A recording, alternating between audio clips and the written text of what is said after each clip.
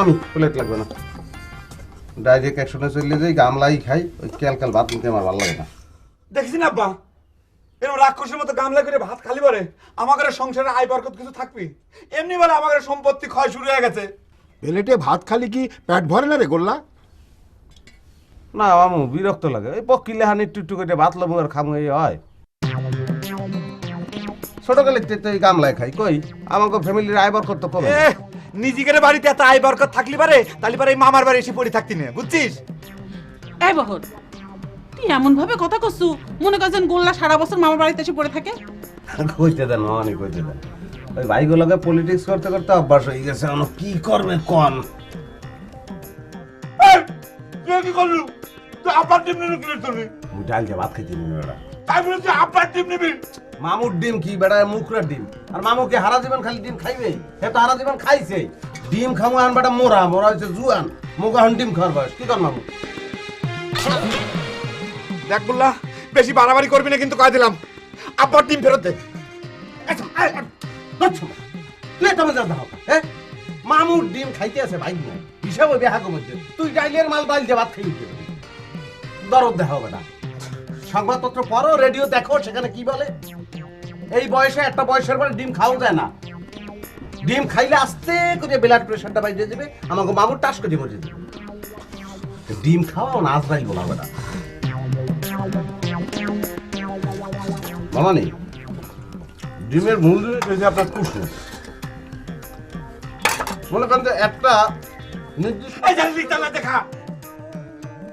হ্যাঁ ওই মনে করেন যে বয়স 30 যদি বাড়াই যায়, ডিমের কুসুম তার জন্য হারাম। ওরে মা,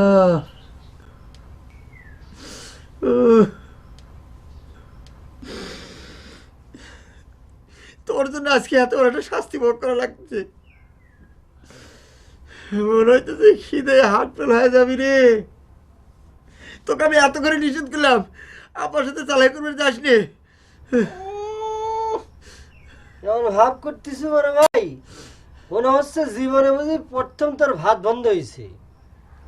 মাসের মধ্যে 36 দিন পেটের মধ্যে কার্ফু লেগে থাকে, আবার সেটাতে একবারের জন্যই হয়, এবার যে অনন্তকালের জন্য হয়েছে রে। আহা বড় ভাই, অস্থির হইসনি, চুপ করে বসে থাক, চিন্তা ভাবনা করবার দে।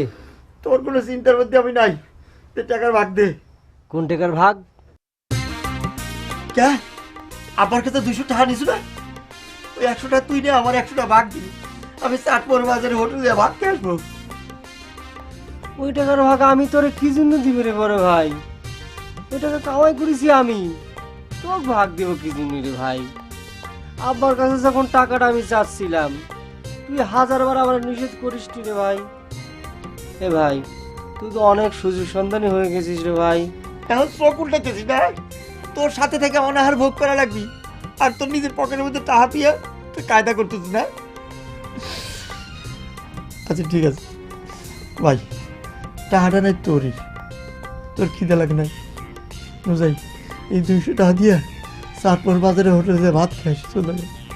200 টাকা দিয়ে তুই কয় বেলা ভাত খাবি রে বড় ভাই?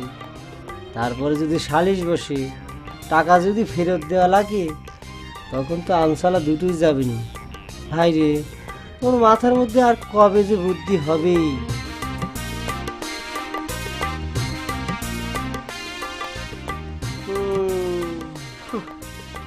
গুল্লারে বড় বড়টা করে আনিলাম, তোদের ঠিকই খাইতেছে। একটা বার আমাকে কথা মনে পড়তেছে। তাই দেখতেছি, কাম কর, বালিশটা পেটের মধ্যে জাতা দিয়ে রাখ।